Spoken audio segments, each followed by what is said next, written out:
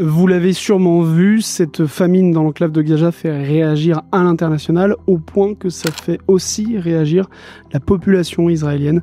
Alexandra, tu peux nous expliquer un peu ce qui se passe dans les rues de Tel Aviv ? La population israélienne commence quand même à comprendre qu'à Gaza, il se passe, ce qui se passe est terrible, mais il y a eu ces jours-ci des milliers d'Israéliens qui ont manifesté dans les rues de Tel Aviv, notamment en brandissant des pancartes montrant des enfants faméliques, comme la une de Libération ce 24 juillet. Mais c'est pas assez, malheureusement. Malheureusement, ils ne sont pas assez nombreux. Il y a une majorité d'Israéliens qui est favorable, qui est pour continuer à bombarder et affamer Gaza jusqu'à ce que les otages reviennent. Ce qui est une demande parfaitement légitime, de récupérer les otages israéliens. Le problème, c'est que j'ai l'impression que les dirigeants israéliens actuels aujourd'hui, leur priorité, ce n'est pas de récupérer les otages. On imagine d'ailleurs l'état dans lequel sont les otages, vu l'état dans lequel sont les Palestiniens. Ça m'étonnerait qu'ils aient grand-chose à manger, eux aussi. Donc, c'est vrai qu'on sent une émotion qui monte en Israël, mais ce n'est pas encore les manifestants ne sont pas encore assez nombreux pour faire pression sur Netanyahou et ses ministres extrémistes. Le problème, c'est qu'il y a une majorité d'Israéliens, enfin il y a une grande partie de la population israélienne aujourd'hui qui est très religieuse et qui rêve de réinvestir Gaza pour y réimplanter des colonies, pour récupérer la bande de Gaza. Et malheureusement, les sondages montrent qu'ils sont assez nombreux. Donc c'est bien que des gens manifestent en Israël leur colère et demandent à Netanyahou d'arrêter d'affamer la bande de Gaza, mais malheureusement, ce n'est pas encore suffisant. Là où j'ai été étonné, c'est qu'il y a même, tu le disais tout à l'heure, des militaires israéliens qui protestent contre les ordres de tirer contre les civils. Est-ce que tu peux nous expliquer un peu plus dans le détail ce point-là ?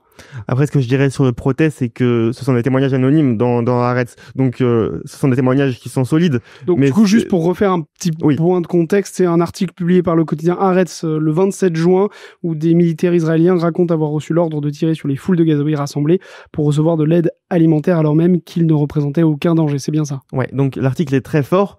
Très très intéressant, mais c'est pas quelque chose de protestation publique dans lequel les militaires israéliens diraient publiquement qu'ils sont opposés aux ordres qu'on leur donne. Mais voilà, ce sont des militaires qui racontent la manière dont se passent les opérations de distribution d'aide, qui se trouvent le plus souvent à proximité de sites militaires israéliens et qui racontent les ordres qu'on leur donne, qui sont des ordres de tirer. C'est vraiment littéralement des ordres de tirer sur des civils qui ne font rien. C'est ce que disent les militaires dans Haaretz. Et il n'y a pas que les militaires, il y a pas que les réservistes qui commencent à tirer la sonnette d'alarme. Il y a aussi beaucoup d'anciens politiques, ambassadeurs. Moi, je pense notamment à l'ancien ambassadeur d'Israël en France, Eli Barnavi, qui est aussi un historien, un universitaire extrêmement sérieux, et qui dit maintenant publiquement, moi je l'ai entendu sur les plateaux télé auxquels j'ai participé à ses côtés, qui dit qu'il a honte. Il a honte de son pays, il a honte de ce que fait le gouvernement israélien, qu'il y a des fous furieux, des ministres complètement fous dans ce gouvernement. Voilà, des paroles très fortes. Très très forte, qui il y a quelques années aurait eu beaucoup d'écho. Le problème, c'est que ça glisse sur Benjamin Netanyahou parce que pour l'instant, il fait ce qu'il veut. Il envoie bouler les Français, les Anglais. Ça n'a aucune prise sur lui. Et ben justement, à ce titre, moi je voudrais vous partager une question qu'on a eue dans le chat qui remonte un peu. C'est Valeurs Anarchistes qui se demande s'il y a un moyen, avec le droit international, de faire pression sur la France pour non-assistance au peuple palestinien. Ce qui répond à cette question de qu'est-ce qu'on peut faire face à ce massacre.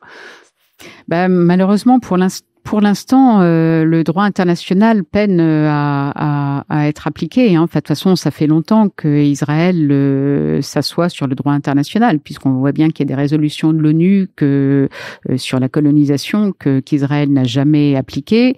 On voit bien que Benjamin Netanyahou, qui est poursuivi, qui a un arrêt, une condamnation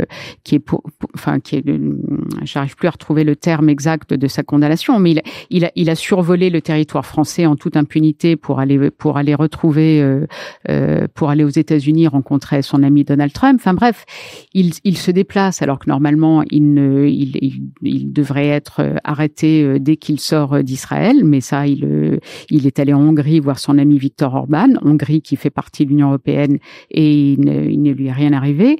Donc le droit international peine à être appliqué. Mais du coup, qu'est-ce qui peut mettre fin à ce désastre humanitaire? Un cessez-le-feu? Mais c'est ça cessez-le-feu, il faut tout faire pour qu'il y ait un cessez-le-feu et pour obtenir que des camions d'aide alimentaire entrent dans Gaza, bien évidemment.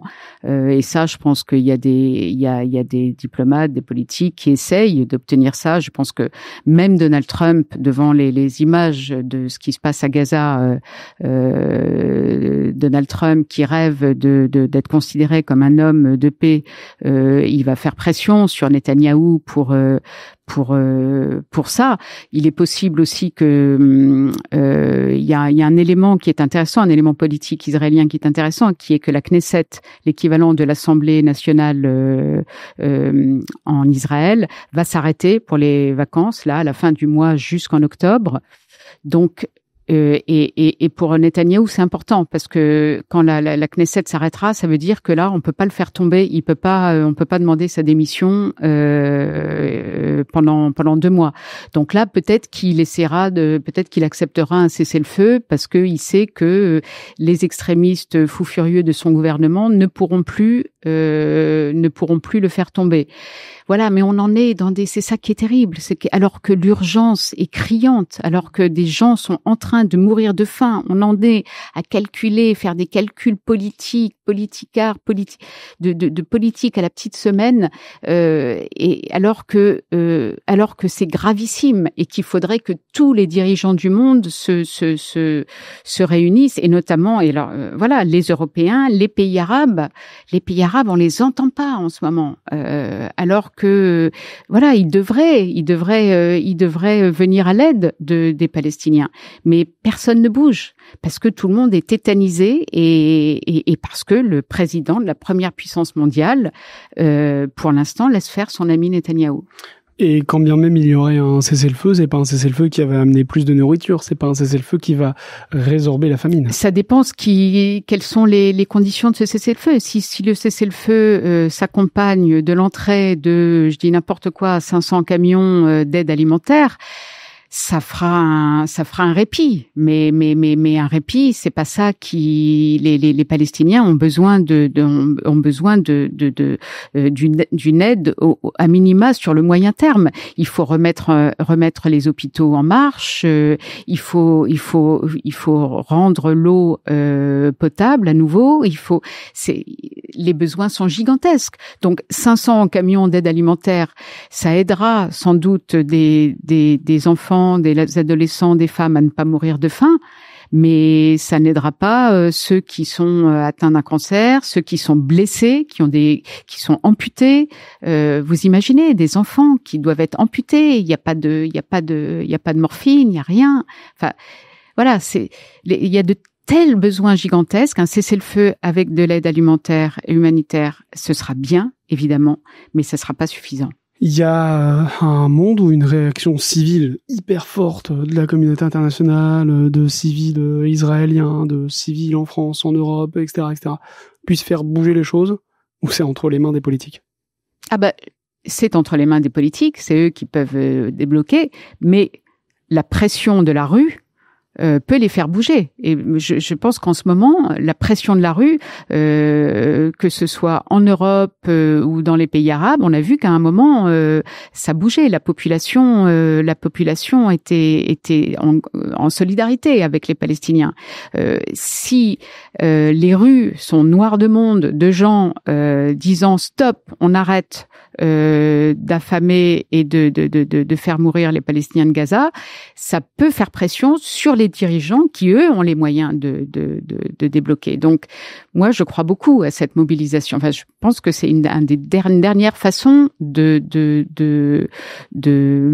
faire pression sur les politiques pour qu'ils bougent. C'est vrai que ce qui est compliqué, c'est que la personne dont on pense qu'elle est la plus à même de faire pression sur Israël, qui est Trump, qui cherche depuis plusieurs semaines à faire en sorte que la guerre s'arrête parce qu'il a promis d'y parvenir, qui envoie ses émissaires pour négocier. Malgré ça, depuis janvier qu'il est président des États-Unis, la guerre s'est poursuivie, il y a eu le cessez-le-feu, mais depuis, ça se poursuit.